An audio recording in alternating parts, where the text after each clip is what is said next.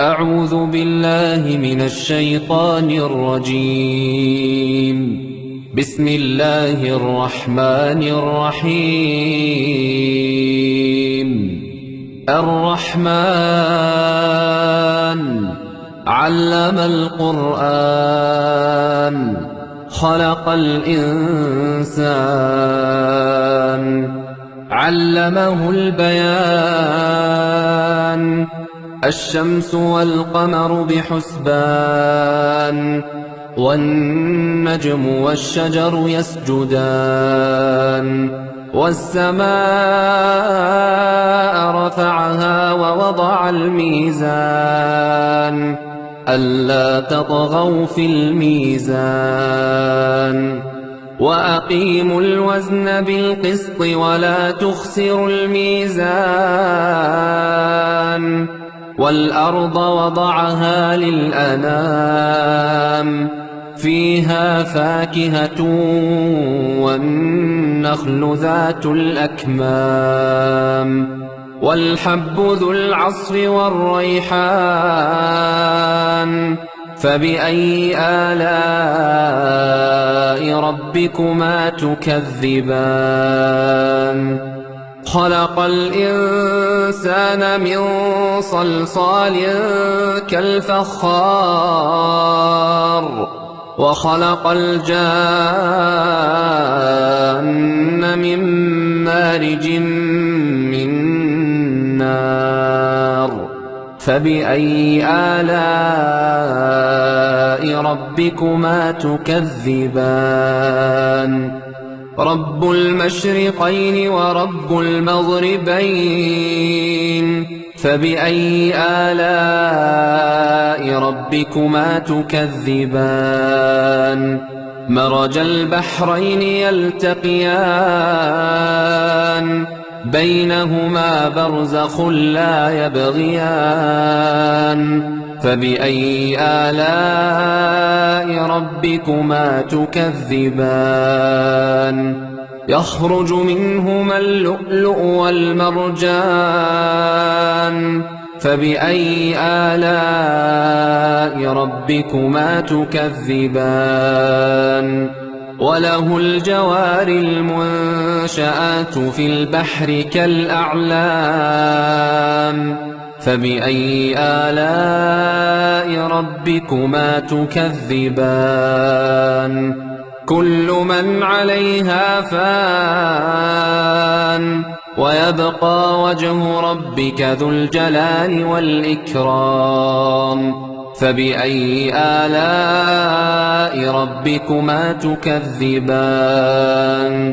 يسأله من في السماوات والأرض كل يوم هو في شأن فبأي آلاء ربكما تكذبان سنفرغ لكم أيها الثقلان فبأي آلاء ربكما تكذبان يا معشر الجن والإنس إن استطعتم أن تنفذوا من أقطار السماوات والأرض فانفذوا لا تنفذون إلا بسلطان فبأي آلاء ربكما تكذبان يرسل عليكما شواظ من نار ونحاس فلا تنتصران فبأي آلاء ربكما تكذبان فإذا انشقت السماء فكانت وردة كالدهان فبأي آلاء ربكما تكذبان فيومئذ لا يسأل عن ذنبه إنس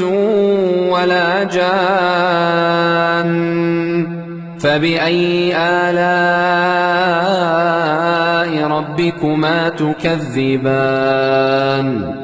يعرف المجرمون بسيماهم فيؤخذ بالنواصي والأقدام فبأي آلاء ربكما تكذبان هذه جهنم التي يكذب بها المجرمون يطوفون بينها وبين حميم آن فبأي آلاء ربكما تكذبان ولمن خاف مقام ربه جنتان فبأي آلاء ربكما تكذبان ذواتا أفنان فبأي آلاء ربكما تكذبان فيهما عينان تجريان فبأي آلاء ربكما تكذبان فيهما من كل فاكهة زوجان فبأي آلاء ربكما تكذبان متكئين على فرش بطائنها من استبرق وجنى الجنتين دان فبأي آلاء ربكما تكذبان فيهن قاصرات الطرف لم يطمثهن إنس قبلهم ولا جان فبأي آلاء ربكما تكذبان كأنهن الياقوت والمرجان فبأي آلاء ربكما تكذبان هل جزاء الإحسان إلا الإحسان فبأي آلاء ربكما تكذبان ومن دونهما جنتان فبأي آلاء ربكما تكذبان مدهامتان فبأي آلاء